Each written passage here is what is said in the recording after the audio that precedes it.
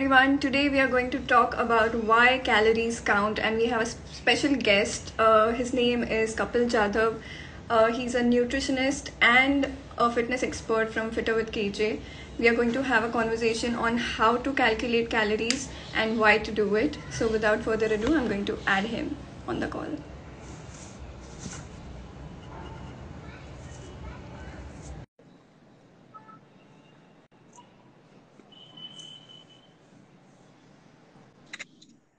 Hi, Kapil. How are you Hi, doing? Vyoma. I'm doing good. How are you doing? I'm great. Okay, so we know that you are a fitness expert, and I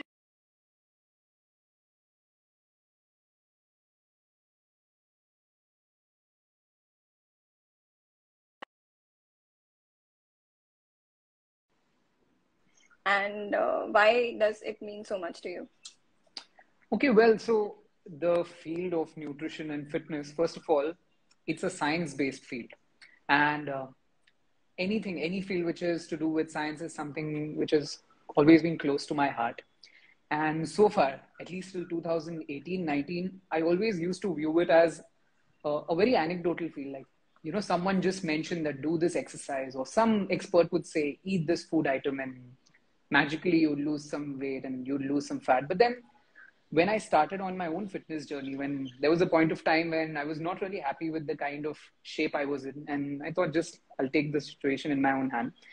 So the more I started studying about it, or the more I started following it, I realized that just like any other scientific field, it's a data, it's an evidence based science, and that's exactly why I started liking it, because just like the medical sciences, there are certain studies and there are certain protocols after which you can tell whether a certain food item is good for you in that particular condition or not, or a certain exercise is effective or not.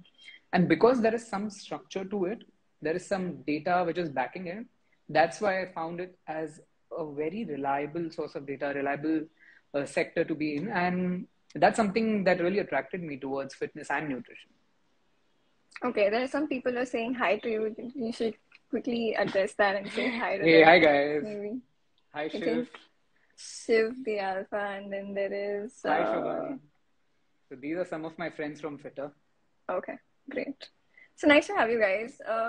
One more thing that I really liked about you and your journey is that you were never shy about that I was this and I'm that. And first of all, it is very difficult to be consistent in a diet or in a workout regimen. So first is the consistency, which is like 90% of the drill, I suppose. But I then agree. being aware of what you're eating and what you are, putting yourself through every day. So even if you eat right, even if you work out right, if you're not getting enough amount of sleep, or if you're not getting enough amount of water, it's still going to create some other hassle. Maybe you'll Right. achieve your goal weight, but you'll not have a healthy body. So what is your take on that? What is your regimen looking like, or what do you suggest to your folks? Okay, so I just suggest that we keep it simple and consistent, as you just mentioned. Now, most of us have this notion that if we eat home cooked food, or if we eat some organic produce, or if we eat, these so-called healthy food items, we would be in the best of our shape. However, the main thing that matters is the quantity of food that you're eating. You can always overdose yourself with really good organic produce and still put on some weight. And apart from that, simple things like your sleep, your stress levels, or the amount of water that you consume can have a major impact on your entire body functioning, on your weight. There are times wherein just by the virtue of not getting enough sleep, people get some severe food like hunger pangs, and they can't control it, and then they end up eating more food. So it's about all the basics. As long as you eat in a, I would say, a decent quantity, something, which would fill you up, something which is not overindulgence, or if you get your sleep right, or if you drink sufficient amount of water, let's say 3 to 4 liters of water, I think you're on the right path. All of this coupled with some basic level of activity, some workout, even if we get these some basic points right, we are still on the right path. We need not go for a fancy equipment or a fancy gym or any kind of exotic fruit or vegetable just to get it right. All we need are these simple things in place. Okay. So, without, indulging ourselves in this Hmm. conversation, I'm going to go straight to the, topic today, which Hmm. is why calories count. I Okay. mean, why do I need to count the calories? I'm not on a weight loss journey. Hmm. There are a lot of people who are in the viewers, but I'm in a weight gain journey. Is it Okay. okay that I eat randomly anything, or do I still need to count calories? Okay, so quite an interesting question over here. Now, first the concept of why do we need to count our calories. Now let's consider that calorie is our energy currency, and let's say that we are burning 1500. Sorry, let's say we are burning 2000 calories in the entire day. Now, whether you eat ad hoc or whether you plan and eat, we need to be in a calorie surplus. So suppose if I'm burning 2000 calories, I need to eat 2100 or 2200 calories so that I put on a little bit muscle mass, a little bit fat tissue, a little bit more weight. Now, if I don't know how much I'm eating, I might as well be eating 1500 or 1800, or I might be eating 3000. Now, each of these situations will have its own problem. Let's say you are eating real calorie dense foods like ghee, peanut butter, or dry fruits, but you're still coming out to an 1800 or 1900, you'll still struggle with gaining weight. Or let's say you are eating an extreme amount, let's say 3000 calories, just because you think you need to eat more to be on a calorie surplus. Let's say you eat 3000, what would happen is you would put far too much fat in the longer run, and instead of putting on a little bit of muscle, a little bit of fat, what would happen is you would eventually, like probably 5 months, 6 months down the line, you would end up in a shape which you might not like. So we have to gain weight, but then we have to gain an appropriate amount of muscle mass and fat mass. It can't happen that we are just putting on a lot of fat and not as much muscle. So we need some kind of a system, we need some kind of a count to make sure that we are eating as much as it is required. So this is where the counting part comes. Now let's say we're talking about finances. If I'm randomly spending some money without budgeting, without keeping a track of my expenses, probably at the end of the month I might realize that, oh, I think I spent 20,000 rupees more than what I'm earning, or I might have to just take some loan just to make sure that I'm staying afloat. Similarly, that comes with calories and comes with diets is that we're just maintaining a budget. Now, if I want to eat 2,000 calories, if I'm tracking my calories, I would be in a better state to make decisions further. Or if I know that, okay, I'm spending far too many calories on certain items which are not giving me nutrition. Let's say an ice cream. It's okay to have an ice cream even in a weight loss journey, but then we have to have it in quite moderation. Now, let's say if I have 50 grams of ice cream, which is giving me 150 calories, if I can maintain 25 to 30 grams of ice cream, just like a small bite or two, I think I can still be in a calorie deficit and take care. However, just because if I have to eat ice cream and if I don't track it, and probably that is the reason why I'm unable to lose weight, or maybe I'm not tracking enough calories and I'm unable to load on more calories. Like, suppose if I Hmm. want to gain weight, Yeah. let's say people say that if you want to gain weight, now these are some myths, okay? People say that if you want to gain weight, have your whey protein with milk. Now, the logic is Hmm. that milk will have some more calories, so you are loading on Calories. some calories. But at the end of the day, if you're not counting your calories and if you're not crossing that, say, 2000 mark, you will still struggle to put on weight. So I've seen certain cases wherein people have to eat even 2500 or 2600 calories just to put on some more weight. And this is exactly why we need to count it and we need to know, so that if we have sufficient data with ourselves, we can take the right decisions. Okay. So now it was very difficult for me per se because first I did not understand why I need to count calories. अरे यार मुझे तो ज़्यादा ही खाना है. So Hmm. whatever I eat is going to be okay. So if I'm Hmm. eating like 3 rotis and some rice, I'll start eating 5 rotis and some rice, and that should do it. Hmm. So the concept that you're saying that if I'm burning X amount of calories, I need to have X plus 1 amount of calories to gain That's weight it. Hmm. was something that I realized at a very later stage. So when I started taking things in my own hands, and when I was like, okay, none of the diet plans are working for me, I need to do it on my own. So I came across this app, Fittr, and Hmm. there's another app, Healthify Me. And Right. for the purpose of this live session, I just compared everything that Hmm. these apps have. And these apps have this, feature where we can put in the item that we are eating and they give us the calorie count. Right. Okay. So, you are associated with Fittr. So, is Right. there something that you want to share about that app which would be beneficial for helping people in counting calories? Oh, sure. So now Fittr has a diet tool in which the library is sourced from the data given by a lot of their users. So I think it's a 6 lakh plus community on Facebook. And the data, the library that they have for the food items is quite vast. One of the best parts is that you can add your own food. So let's say there's a specific kind of cream biscuit that you're having and it's not on the app, you can always click a photo of that product and enter the calories, the protein, carbs, fats, and you can have it on through the app. So since a lot of users are actively contributing, it's a library which is ever growing. You can always enter, let's say if I'm having 50 grams of raw rice, I can always enter it as raw rice and 50 grams, and I can figure out, okay, how many calories I'm eating. Or let's say if I want to have a Marie biscuit or a good day, I can always put one piece of Marie biscuit and get the amount of calories. Finally, if I'm going to track all my meals as, let's say, breakfast, lunch, evening snacks, or dinner, at the end of the day, I come to know that I consumed 1800 calories or I consumed 100 grams of protein. Now, why this kind of accounting matters is because we need to complete a certain amount of protein as well.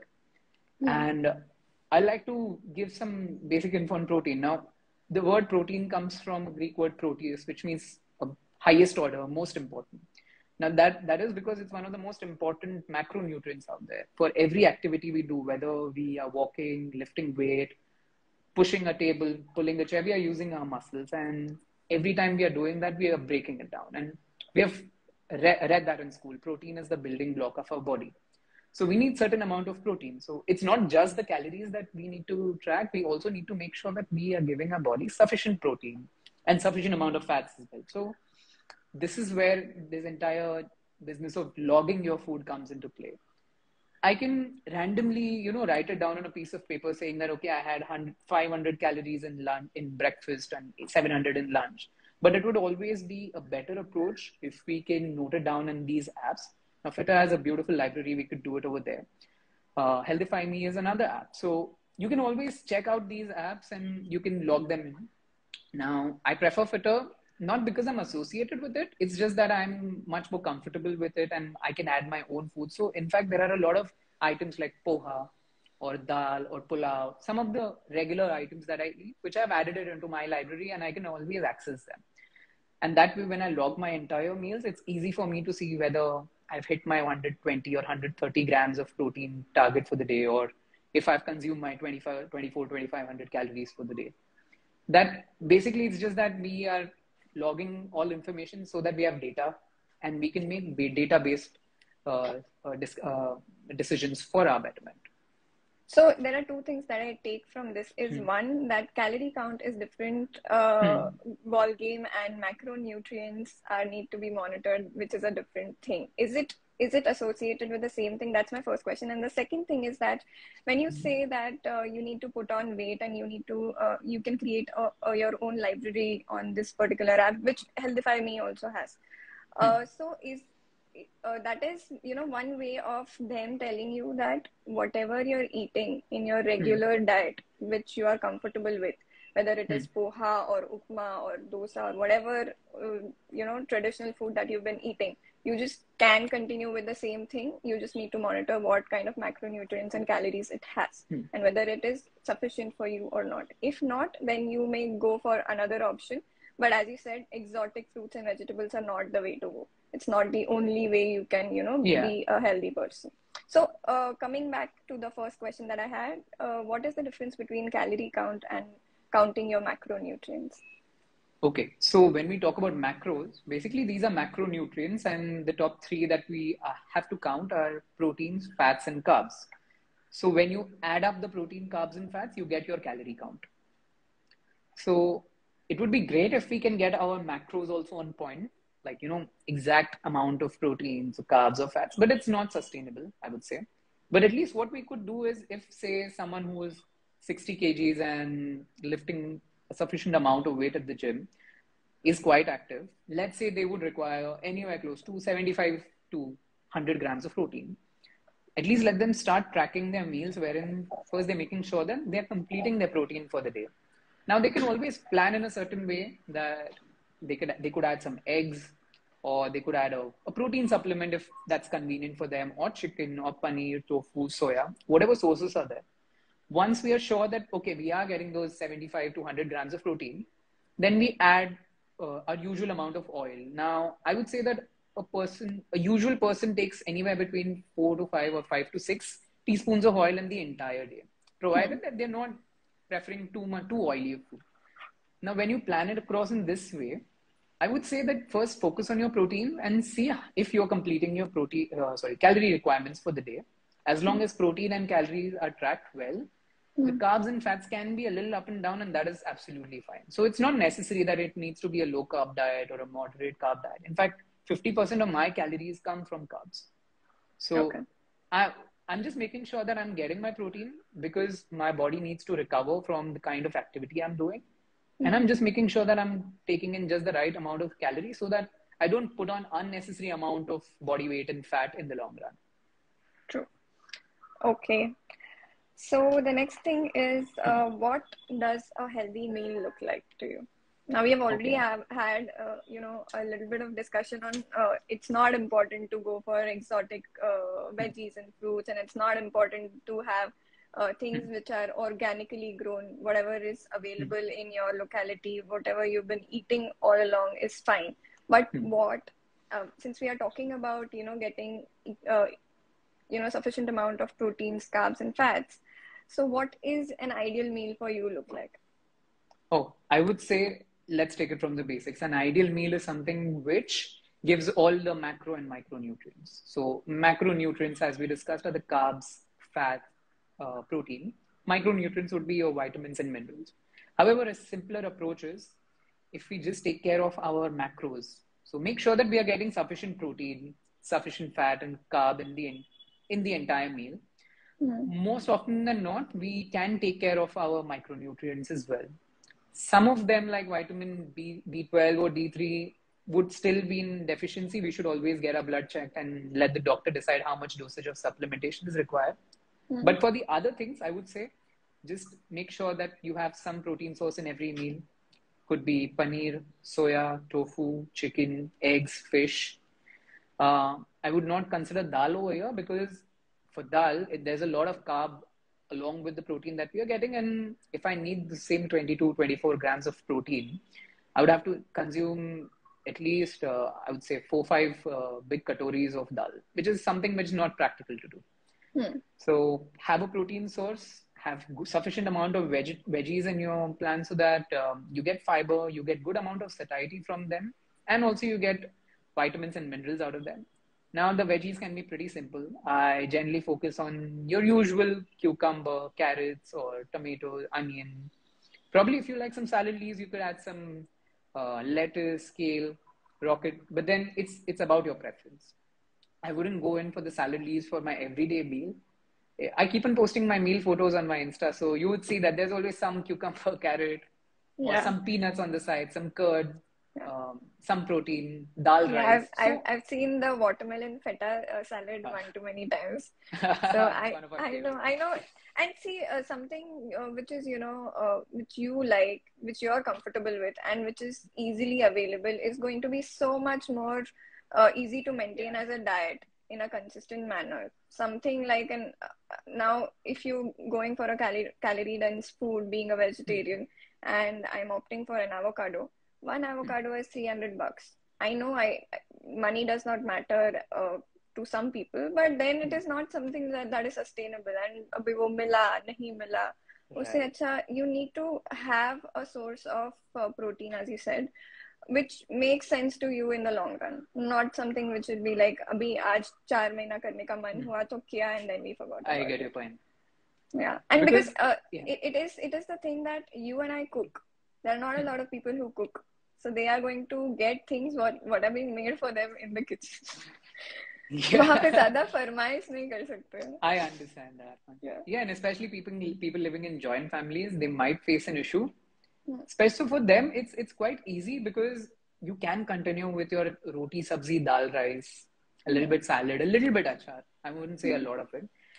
You can continue with these, but I've generally noticed that whomsoever I work with, I ask them that what does your usual meal look like and what are the top 10, 15 food items that you eat? Because once I figure out if it's poha, upma, or a dosa, sandwich, and roti, sabzi, dal, rice, I'll first figure out how much protein are they lacking and try to reason out with them. Is it okay with you to have some whey protein or some more eggs or some soya? How much ever we can cover from our food, I try to do that. Just that additional 20, 30 grams, if at all it is required from a supplement, I would suggest. But there are a lot of my mentees who eat, I would say 50, 60 grams of soya on a regular basis or 100, 200 grams of chicken on a regular basis. They don't really even require a whey protein supplement or a plant-based protein supplement. So for them, it's really sustainable because they're eating the same food. It's just that it's quantified, it's monitored, and it's quite surprising that even food items which supposedly seem quite carb rich, like a cheese masala dosa with sambar, even that would fit pretty well in a fat loss diet. All we need to do is add in a food item which is A, delicious, B, nutritious, and C, easy for you to follow. Yeah. Because tomorrow, if you let's say your maid's cooking or some other family members cooking, you can't always ask them to give you some rolled oats or something that's difficult to manage. But if poha is there for the entire house, you can always add 2-3 boiled eggs on the side. That's something that you can manage in the kitchen. Or you can make a sandwich for yourself. Again, cheese is a really good source of protein. We've been, taught to think that cheese will make you fat, but then cheese has almost similar macros as that of an egg. Of course, the other nutrients will differ, but then let's say if I'm talking about a cube of Amul cheese, I'm getting around 5 grams of protein out of that, and similar calories as an egg. So there are a lot of times I would just add in some egg, some cheese, make in a sandwich, and it's an easy to make meal. So even for people who don't know how to cook, they could start off with some really simple things like learn how to boil an egg or learn how to make an omelette and toast a bread. You can still get your breakfast out there. Yeah, absolutely. There's one question by Udit Gupta. I think we should take that. Does blood group also play a major role in weight gain or weight loss? Okay, I think where this is coming from. So, not very recently, but a blood group diet was made popular by some influencers or some practitioners. Now, there are certain nuances or certain medical conditions that we need to take care of if it's some rare blood group. However, blood group will absolutely play, most of the times would play no role in what kind of diet you have. So it's not that A positive or an O positive would require a different percentage of protein or a different split of your macros. Like it would not happen that blood group A positive would require 100 grams of protein and blood group O positive require 50 grams of protein. It wouldn't be that way. There are other issues into the picture. Like if there are certain medical conditions, like if someone has chronic kidney disorder, they should always check with their doctor and see how much protein they can take, because their bodies won't be in a state to digest the same amount. So rather than saying blood group, I would say you look out for specific medical conditions that you need to take care of while designing a diet. If it's purely blood group, then I would say that it's not really important to check. Okay. Another thing is that Udit only mentioned that whether we should be measuring raw ingredients. And since we were having a conversation where we are talking about people who are not in charge of, preparing their own meals, and most of us, since we are staying in joint families or we're staying with like 5 other people, how is it that you suggest that we measure our calories or the macronutrients in the daily food? Because it's going to be, I'm making something out of 10 ingredients, I'm cooking it, and I'm going to divide it in different portions. Right. So how should I measure it before cooking it or after cooking it? So now there are 3 methods of counting your calories. Now the first and the most accurate method is you cook separately for yourself. You measure everything raw, because whenever we cook food, either the food absorbs water or it reduces water. Now let's talk about rice. You cook 50 grams of rice, most often it would turn out into 150 grams of rice or 170 grams of rice. Or if you talk about chicken, when you cook it, it would lose some water. Now, so that's why we say that the most accurate way is if you cook your own food and if you can get it raw. But I understand that it might not be practical for everyone.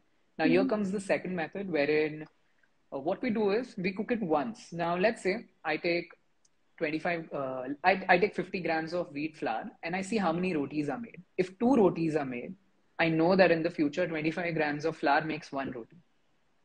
So if any coach or any dietitian is also prescribing 75 grams of flour, you know that you can have three rotis. Now, this is a very easy way of having. And now that the roti is made, you can just take two or three rotis as per your quota. Or the other way I would explain for rice is take 50 grams of rice, cook it once, and see whether it turns into 150 grams or 200 grams. You get that ratio with you now. Now you know that 50 turns into 150. So if someone has been given a 75 grams or a 70 gram ratio, 70 gram quota for rice, they can always take 210 grams of cooked rice because I know it is going to turn 3x. So I'm taking out of my cooked thing. Similar for poha, I always suggest that there are these 10, 12 items which you're going to make on a regular basis, like dal or pulao, poha, upma.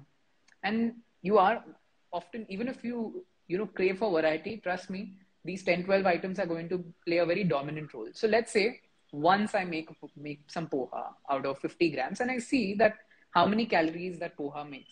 Now I made a post on that as to how to convert your raw calories into cooked calories. We could definitely talk about that as well. But to simplify it, let's say I know the calories of 150 grams of cooked poha. Now that is specific to your household. I think 9 out of 10 times, any food item at your place would be cooked in a similar manner. Probably one time a little bit extra oil will go, but that's fine. We are giving in some benefit of doubt because we are approximating over here. Now you know how many calories of cooked poha would be at your place.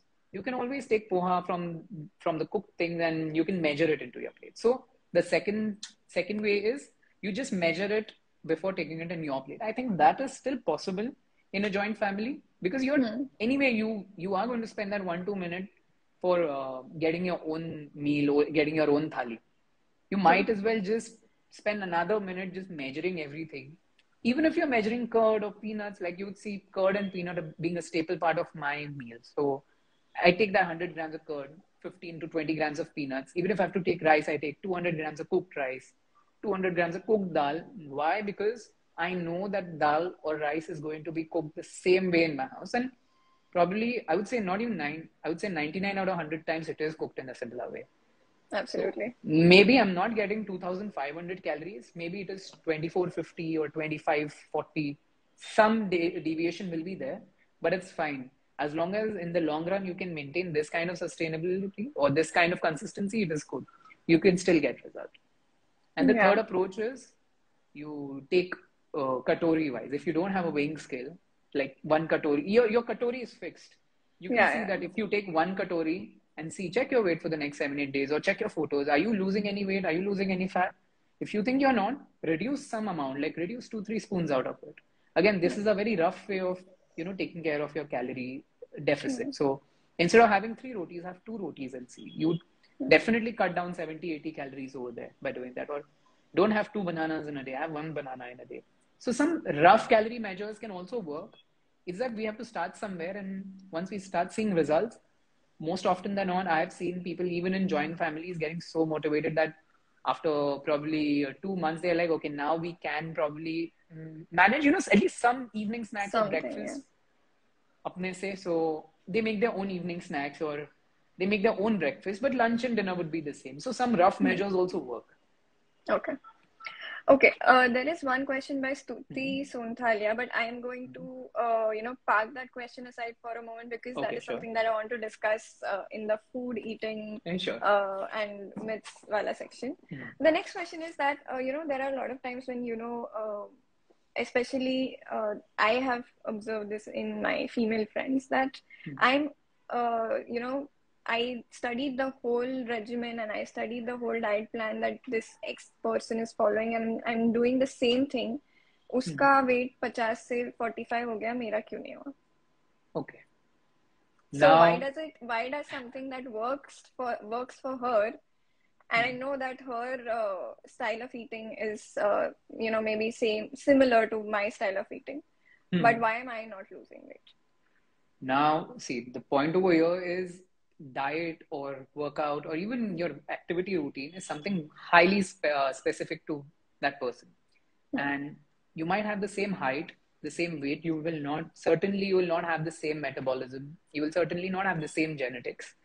And that's why every diet plan has to be tailor made, even if they are twins. In fact, there are multiple studies on twins as to twins eating same kind of food, similar workouts, yet having different fat mass, different muscle mass at the end of a 12-week routine. So that comes in like, suppose if your basal metabolic rate is say 1500 calories and hers is 1300 calories, your diets have to be different or the quantities have to be different. Similarly, let's say that your digestion is not the same as her digestion. Probably her digestion is better, yours is not. You need to remove certain food items. Probably you have a gluten allergy, or probably you have allergy to mushrooms or carrots. So you can't really copy something exactly the same and have same results. And it's like, you can expect a small size to fit her, but probably that same small size shirt might not fit you the same way. Something like that. Yeah. Parnya says, so happy to see you. Likewise, Parnya. It's so nice, to connect with people through this format of food, because that is something that everybody can relate to. And there are so many things when it comes to food, whether it is food photography or nutrition or, a healthy diet for some people would look very different from a healthy diet for some other people. For That is you, true. since you consume non-vegetarian food and all those things, your diet would be very different from what my diet would look like. Now, I am a pure vegetarian. I don't even consume eggs. So Okay. there is one thing which I know I'm going to cover it in the food myths wala part, but still I just want to ask, is it essential for the vegetarians to go for having, a protein supplement? Okay. Now, I've always heard these contentions that non-vegetarians have so many options. Vegetarians don't really have options. So I have a different perspective to this. Let's say someone eats non-veg. So most often than not, they're eating eggs, chicken, fish. Very few times you will find someone trying out prawns or beef or pork. But I would like to generalize saying most of the people have three sources when we talk about non-veg. But when we talk about veg, now there is tofu, there is paneer, there is soya. Here you have three sources over here. You can also add in a little bit of cheese and dal in some quantities, some milk, and still complete your source. So I would like to say that paneer, tofu, and soya can be consumed on a regular basis, but it's just that there is some kind of resistance कि अरे रोज कैसे पनीर खाऊं, रोज कैसे सोया खाऊं, bore हो जाता है. But then the same thing for the non-vegetarian guy. The non-veg guy won't say that रोज कैसे chicken खाओ. Huh. So here we need to make some kind of a change in our outlook towards food, that we should accept it that if we are not going to eat paneer or tofu or soya on a regular basis, then we might as well have some protein supplement, and that protein supplement need not be just whey. It can be plant-based proteins as well. And nowadays there are some really good formulations of plant-based proteins which give you a good amount of protein in those many calories, something similar to what a whey protein would give. And again, now there is some resistance to protein powders. Like, people say that comes in a box, it's in a powder form, it might not be It's processed. nutritious, it's processed. But again, every single item that we eat is processed. Even the milk that we get is pasteurized. So not all processes are bad. But then whey protein has been a part of the formula that is fed to babies. It's been a part of protein which is given to lactating mothers, Boost, Horlicks, Complan. All of these items had whey protein. So we've been consuming whey protein, whether we knew it, whether we liked it or not. It's just that if someone is lactose intolerant, they could go in for certain processes or certain style of whey proteins. Otherwise, they could always go for a plant-based protein. But the point is that it is as natural as it can get, and it's made out of milk. So again, if you can eat paneer, you can definitely even consider having whey protein. So Absolutely. yeah, that's it. Okay. So coming to our next segment, where we are telling people how to count their calories. Now, you said that most of the times, whatever you're cooking in your house, the preparation style is going to be same 99% of the time. And you can weigh in the raw ingredients and then weigh the cooked ingredient. But if I'm so for example, if I'm making a cheese grill sandwich, okay, I Hmm. want to count the calories in it.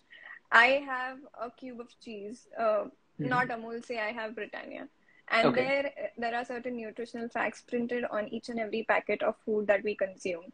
Hmm. So how much do you think that we should be trusting these brands and the nutritional facts that have been printed Okay. on them? Now, at least in India, FSSAI mandates that this information needs to be true. And the bigger corporations can't afford to get it wrong because it's easy. Someone will just go and sue them. Yes. In US, there is a mandate which allows them to have a 20% margin. So let's say the companies over here are also following a 20% rule. So if something says 100 calories, it might be 120 calories. Or something says 10 grams of protein, it might be anywhere between 8 grams, or it could also be 12 grams. It could Hmm. be wrong. But then, let's say you're consuming the same foods over and over again and again, it will not make that big a difference, even if it is 10% or 20% off.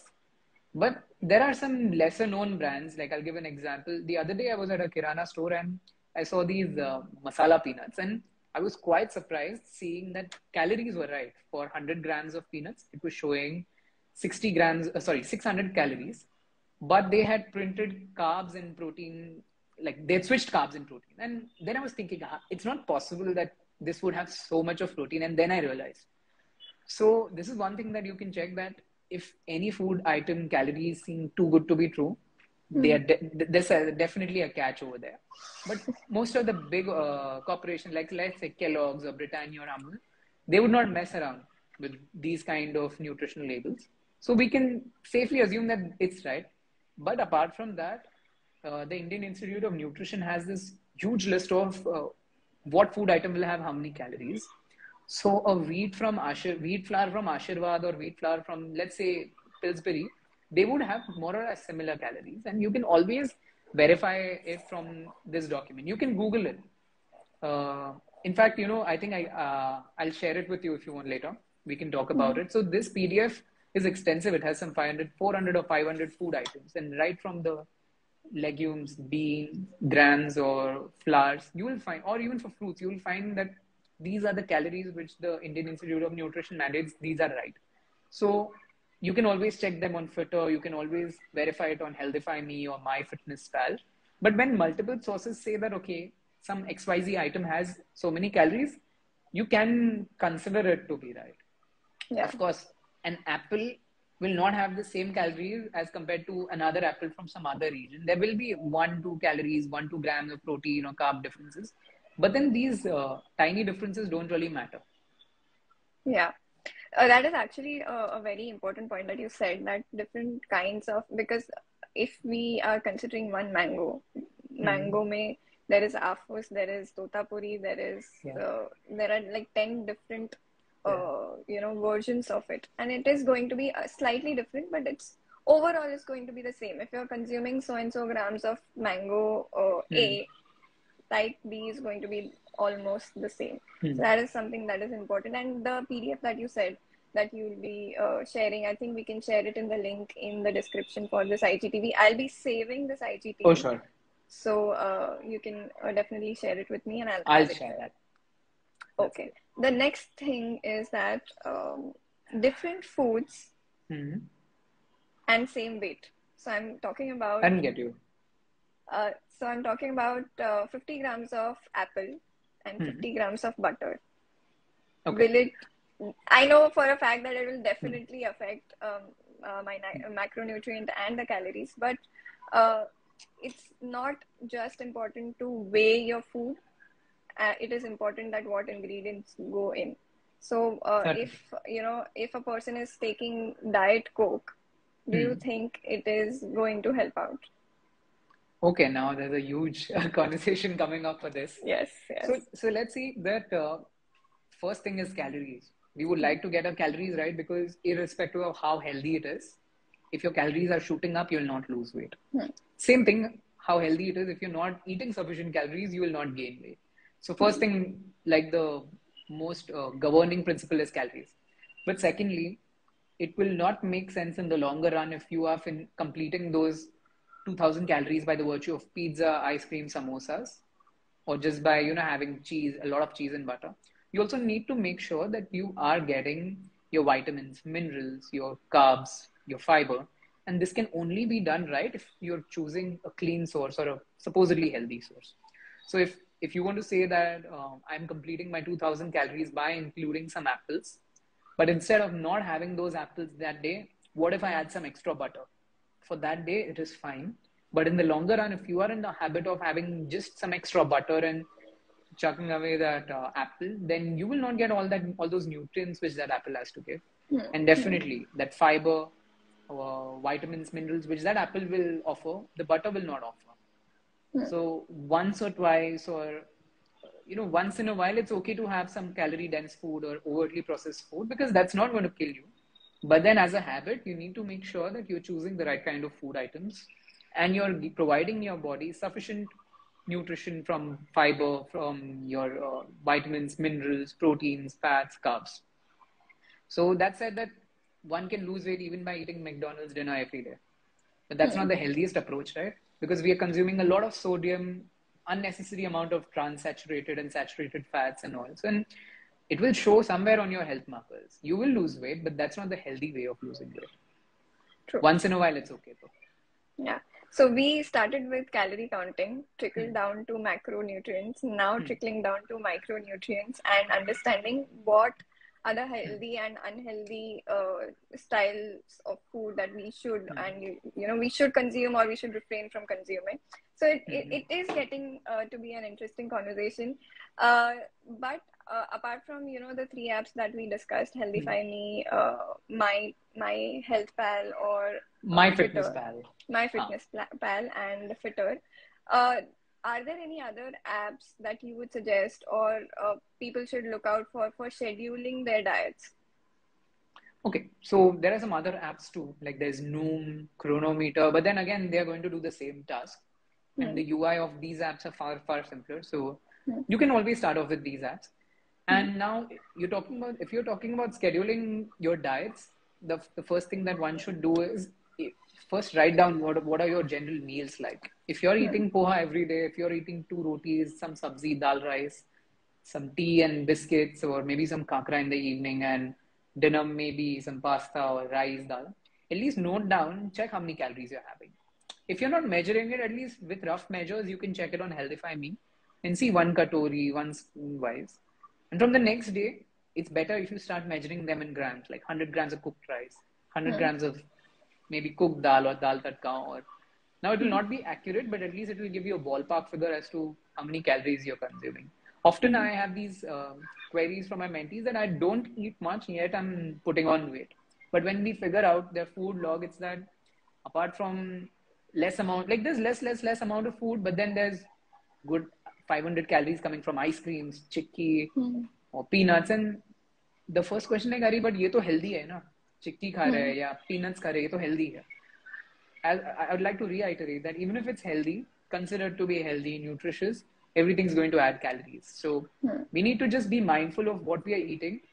And a lot of times we don't really report our calories, right? Because we are like, oh, हाँ, मैंने तो ये biscuit भी खाया था, मैंने ये भी खाया था. And then these 50-60 calories again and again, they add up to a big number. Like I'll just take this case wherein there's this mentee who is not losing weight, and after a month I figured out that they said that they are just having tea, but along with tea they're also having 3-4 digestive biscuits, and one biscuit was 70 calories. Now imagine having 210 to 280 calories just from that biscuit, just from those biscuits. The moment those biscuits were out of the picture, or maybe even if you reduce it to 1 and manage it in their calories, they started losing weight. Their body fat percentage started going down. So this is why journaling helps. At least do it for a couple of weeks. After a certain point of time, when you know that you're just going to eat this kind of similar kind of food, you can try going off the scale. You can try going off these journaling apps and see, are you still looking the same? Are you still feeling the same? Are you still weighing the same? Probably after 1-2 weeks or 2-3 weeks, you would realize that you're eating more or less similar kind of food. But for those who are serious about losing some fat, serious about gaining some muscle or losing some weight, I would say you journal it, because that writing down of information is going to take not more than 5-10 minutes of your entire day, but it gives you valuable insights about what you eat or what you're going to True. eat. True. And it is, it feels like it is challenging, but once you get Mhm. into the habit of journaling Yeah. things, because for the longest period of time, I was like, "Yeah, I'm not that meticulous that I'll be, punching in each and every time whatever I'm having for lunch, dinner, and it feels like it's And sort of a suffocating activity कि भाई जो खाया वो सब लिखना पड़ेगा. But then after a certain while, when you actually start seeing the results also, Mhm. it becomes this thing that you're like, okay, this I need to count my calories today. I did not do it. Whether I fed on it, whether I got Mhm. my macronutrients, you get a kick out of it and you enjoy the process because you are I able to guess, yeah. see the results. And for some people, it's going to be difficult because, as you said, the metabolism rate is going to be different. What you consume is different. Hmm. Understanding what you are eating on a daily basis, like Right. 3 digestive biscuits, even though we think that it's a healthier option and we shifted from a cream biscuit to a digestive biscuit, it's still going to add to the calorie count. So Yeah. after noting that, people will definitely see a change Hmm. in their weight, whether they want to gain weight or reduce weight, because they are having that data driven information with Yeah. them. So I think it seems like a lot of challenge, but it is very satisfying once you get on the track. It gets Okay, easier in due course of time. it does actually. And I was for a very long period of time I was very against it. I was like कि क्या Hmm. जरूरत है ये करने का. Yeah. But then when I understood the science behind it, I like, there are two things that I always wish that school taught us and had as a curriculum. One Hmm. is nutrition, and second is handling finances. If these Oh, two yeah, things, definitely. if these two things were there in our curriculum, we would have been so set in our We would have packages, made much better decisions. much better decisions. So, without drifting any further, I'm going to, go to the third section, which is Hmm. food myths. Okay. Uh, First, we take question that was raised earlier. Uh, yeah, Stuti Sonthalia asks, "Sir, does using maida or refined flour in the quantity of 2 tablespoons Hmm. daily affect Hmm. our health in long run?" Okay, so there's a lot of negative PR against maida and a lot of misinformation around it. So maida is nothing but wheat which has been processed so as to its fiber part is stripped off and some nutrition is stripped out of wheat. Now, if you have maida, it is not going to make any difference in your life, provided you are eating sufficient veggies and fruits in the entire day and getting your fiber from some other place. So it's like I'm getting my calories from maida, but I'm also getting my fiber from some other place, so I'm good. Generally, if we talk about one roti, the difference in fiber would be between maida naan, or that roti of the same flour. The fiber difference would be minute, like would be around 1 gram difference per roti. Now, 1 gram of fiber is not going to create that big a havoc in your life, provided you are having your normal subsies or cucumber, carrot along with it. Now, if someone has gluten allergy or gluten intolerance, now they should stay away from maida, wheat, or any other high gluten product. But Mm-hmm. maida in itself is not really a problem. In fact, there's some myths like maida sticks to the walls of your intestine, maida sticks to the walls of your stomach. Now, an interesting part over here is the moment food is in your stomach, it's in this lumpy form, and it's Mm-hmm. constantly being acted upon by enzymes and acids, and it's broken down into easy to digest forms for the intestine. So no, maida will not stick to the insides of your stomach or to the insides of your intestines. That 1 gram difference in fiber every roti is not going to make that big a difference. So you can very well have maida in your entire thing. Now, some people can have a specific allergy to or an intolerance to maida. That is a possibility. But if that's the case for you, then avoid maida. And but same thing goes for any other food item. It's surprising, but I've come across people who have had a specific allergy to carrots, to tomatoes, to garlic, and only eliminating garlic out of the entire meal changed the entire game for them. So Mm-hmm. identify if there's any food intolerance and just don't have it. You can always replace, you can always get your nutrition from some other place. So, this is a very important thing that you said, that identify the things that you're Hmm. intolerant to, and how do I go about doing that? Well, the easier way out is going to cost you. There are some tests which can tell you what are your food intolerances, whether you have lactose or intolerance or gluten intolerance or any specific, like some people can have intolerances for honey or jaggery. So these tests can cost you anywhere around 6 to 8,000 rupees. However, the easier way out, but the longer way out is avoid dairy for a week and see, do you feel better? Is your digestion better? Hmm. Are you getting any clarity in your thoughts? Because what you eat will affect the way you think, and Hmm. it will affect your mood. So just look out for these signs. Now there are some people who can digest most of the dals, but then chole is a problem for them. Avoid chole. So it's like you eliminate a certain food group or a food item and check for a couple of days. And if you feel better by avoiding the roti and just having rice, go for rice. Or if you feel better by having a ragi or a jowar bhakri instead of roti, go for that.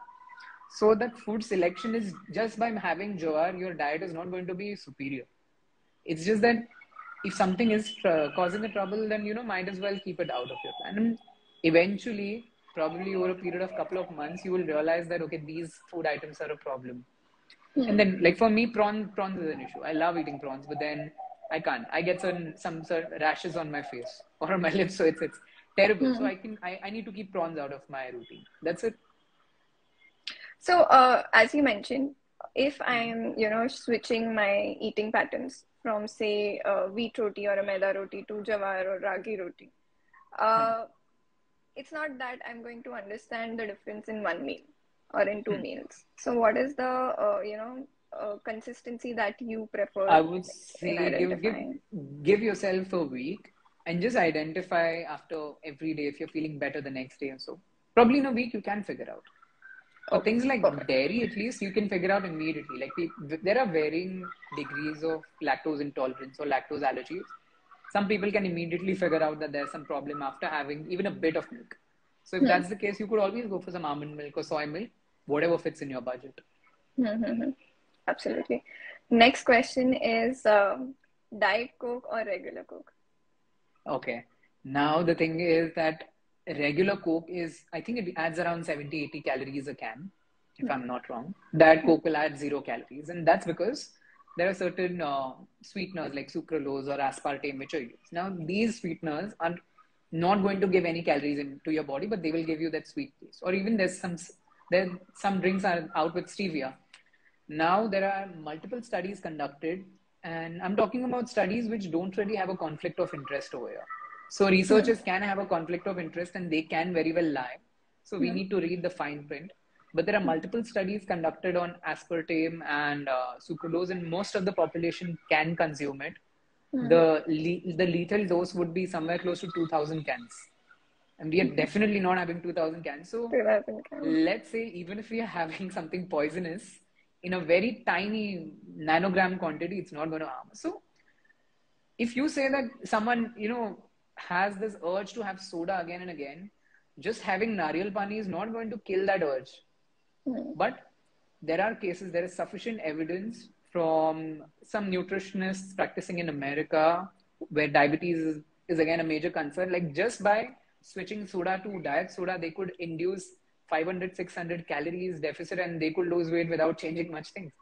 Hmm. Now, if you can lose weight by having certain amount of diet coke in or diet soda in your plan, trust me, it is not going to harm your health in the long run. But provided you're having one can, maybe one can, two cans, and you're not just chugging down 10, 12 cans or 10, 15 cans. So everything Hmm. has its own safe amount of quantity or dose that you can consume, Everything in moderation works. right? Yeah. Okay. Another question is that there there has been I'm a South Indian, so every day there is certain portion of rice that I Hmm. have to consume. I will not Okay. feel satiated if I'm not eating rice.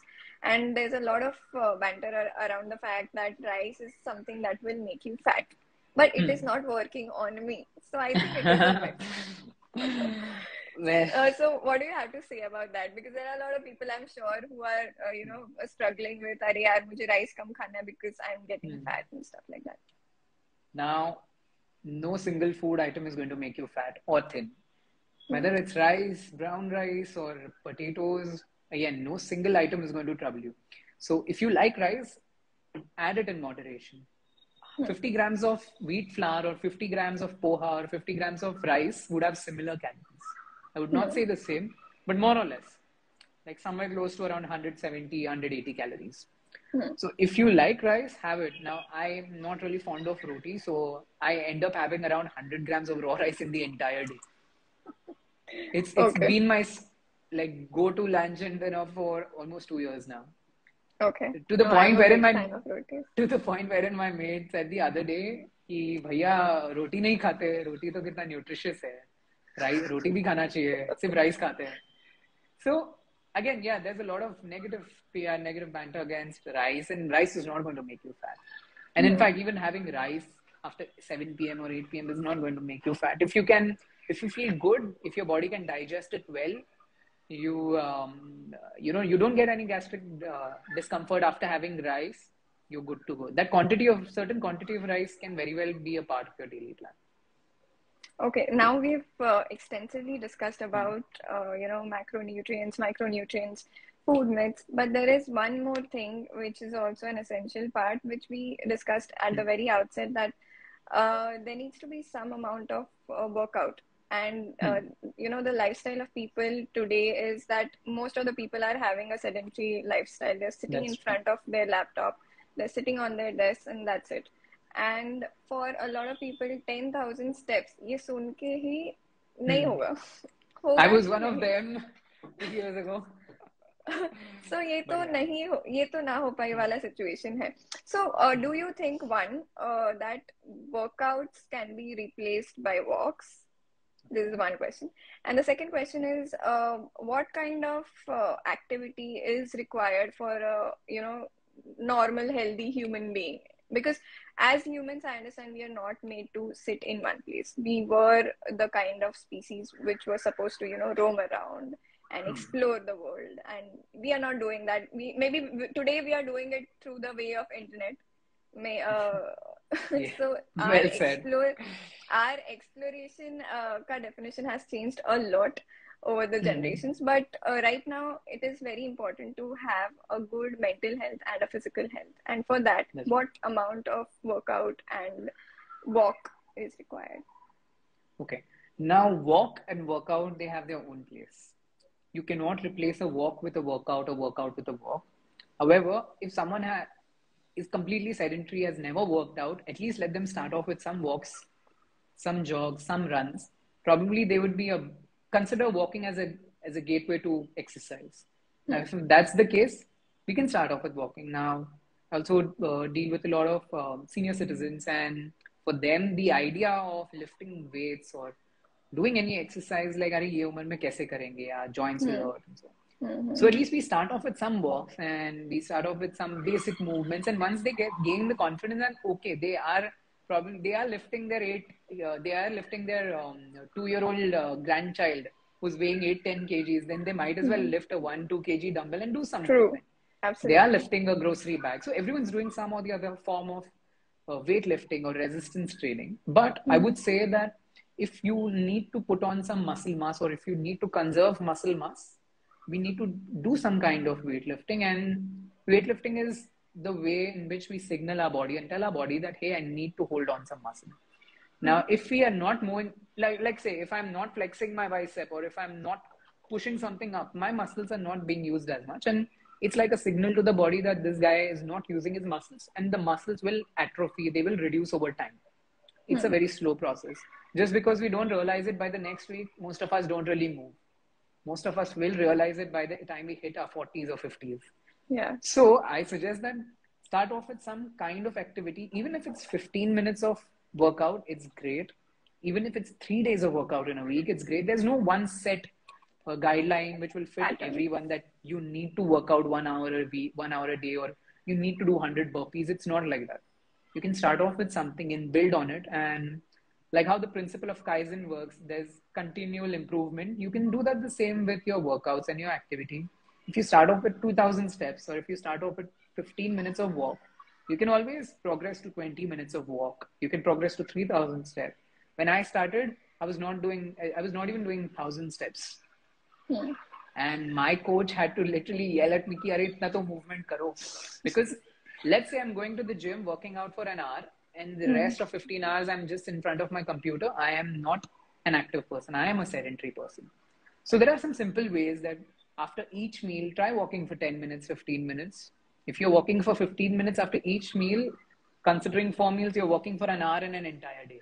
Now you ask a person to go for a 1 hour walk, there'll be problems. Nobody Because will do again, that, yeah. managing that kind of a routine can be overwhelming, but then 15 minutes or 10 minutes is fine. And it's a habit that we need to inculcate, like set some alarms in place and have some accountability partner, or ask your spouse to, hold you a bit, maybe, if you're not doing it, but you do require it. Everyone needs some movement. There's one viewer who's saying it's how you choose life. Look at Kapil, he walks with laptop. He's just amazing as a coach. Hey, thank you so much, Ankita. Stuti Sontalia has one more question. There's how does oil properties change with heat, and how does it impact the cooked food in terms of nutritional value and calories? All right. So I think what she's suggesting is something that I was going to come to, whether not to have fried food. Okay, now are you talking about deep fried, shallow fried, or your normal deep fried? Let's go all in. We are Indians. Let's go all in. Yeah. Now, deep fry is a problem. Now, think about this. Every time we are heating any food item in oil is a cooking medium. It's just to transfer heat from the stove, from the pan onto the food, so that it cooks, so that we can eat it in a form which can be digested. Now, when we deep fry, we are pushing the oil way beyond its smoking point. Certain rancid compounds are going to get formed. If the oil is refried, like how you get it at the thelas, certain compounds are going to be there. Some of the problems like cancer, cardiovascular diseases, Alzheimer's are pretty much high in India, or even let's say diabetes are pretty much high in India because of the amount of, let's say there is this compound called oxysterol or phytoestrol, which comes from oils or comes from ghee or comes from butter or comes from normal cooking oil as well. Now, these are the compounds which are, causing damage at a cellular level, and it's going to take many years for it to manifest into its problematic one. So just because we are not seeing that issue 1 week, 1 month, 1 year down the line, we are like, okay, yaar, ek samosa khaya to kya hi kiya. But apart from that, one samosa is going to give you 500 calories. A sufficient roti, sabzi, dal, rice is also going to give you 500, 550 calories. That samosa is not going to fill you up. That samosa is not going to give you nutrition. So you might as well choose something which is giving you nutrition.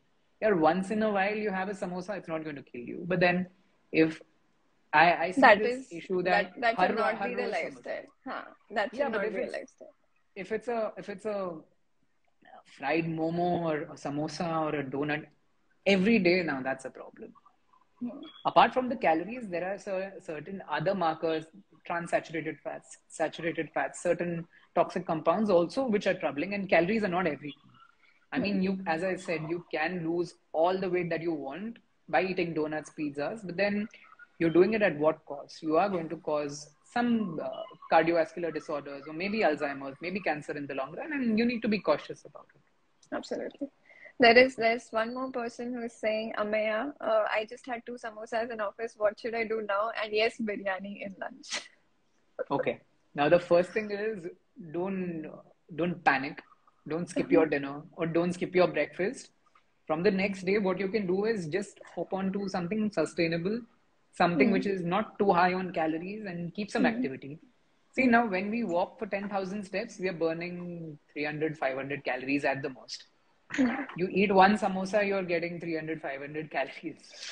So think about it. Itna time you're spending to burn off those calories, are you going to just destroy it in 2-3 minutes by having a samosa? If you're okay once in a while, that is great. But then if you're doing it every day, that's a problem. So if you eat extra calories on one day, don't skip your dinner or don't skip the other day. Don't skip meals in the other day. Some people inculcate this habit wherein they reward themselves with some really high calorie food items and then they punish themselves by starving. Don't do that. All you can do is just start, if instead of having 2000 calories, if you ate 3000 calories one day, just start off with those 2000 calories or 1900 calories. Eventually in 10-15 days, you would be on track. And that's a much healthier way of approaching food and nutrition. Because starvation is a serious problem amongst dieters, and They're like, then no, we can't eat 1500. We need to eat 1000 calories. We need to eat 800 calories. We want an aggressive approach. We want to lose weight. And here's the problem. Just focusing Hmm. on weight is going to create these kind of habits. And we need to have a balanced approach. We need to look at our measurements, the Hmm. nutrition that we get, how we feel after eating. So all these nuances are there. So it's okay, Amay, if you ate two samosas and some biryani. From tomorrow, just try not to repeat that. Okay. So we have almost overshot, and I still can talk on and on about this topic, and I'm sure you can too. But if I have to close this live right now, what are the three things that you want the audience to take away from this? Okay. I would say start journaling your food and don't see it as some kind of a punishing activity. It's for your own good. If you can measure your finance, if you can track your finances, if you come on, man, if you can measure that 30 ml peg, why not measure some food? Now, अब तुमने दुखती रग पे हाथ रख दिया. Okay, so start journaling your food so that you'll find the culprit. Secondly, start adding some fiber, start adding some protein in your meals, get some sleep. Now, these tiny items are in the purview of simple nutrition things that you can take care of. Like have 3-4 liters of water. It's not going to harm you. Get sleep, eat sufficient protein, and the last one is move, because if you're not moving, you're not burning calories, you're not exercising your body, there's no incentive for your body to hold on to that muscle mass, and you need muscle. Even a 70-year-old needs muscle, because even if I am using my phone, I need muscles, and I'm lifting a bag, I need muscles. So take care of all these three things. I mean, journaling, stuffing yourself with sufficient good quality nutrition, and the last one is movement. Like they say, movement is medicine, and that's true. In fact, for diabetes or insulin resistance or PCOD, there are studies wherein just adding a 10 to 15-minute walk after meals has reduced insulin resistance or improved the glycemic control. So move. That's going to help you a lot. Okay. Thank you so much for being here with us. Thank you so It's much for. my pleasure. And thanks for having me onto this. And this is the first time I was doing a live. And I'm really glad, like, you conduct it so well. Oh, thank you so much. I always do it. I always outperform myself every single time. What can I Love say? your confidence. Abhimanyu Sikh is saying Kamal session, loved it. Amaya again, Hey, your thanks, man. blogs are nice. Dr. Karan just joined. For all the people who have just joined, I'm going to save this IGTV so you will not miss out on anything. And maybe I will be posting this on my new YouTube channel. So please subscribe to that. And we can have more such content on both the platforms, Instagram or YouTube. I don't feel very, confident in going live on YouTube. Why not? Maybe, I don't know. I've not, explored that particular platform much. But I think it would be fun too. Probably we could have another session, like the next session on YouTube, and let's try that. Awesome. Done. January की dates book कर दीजिए. Perfect. Sounds good. Chalo. Nice having you. Thank you, Kapil, for everything. Yeah. My pleasure. Bye.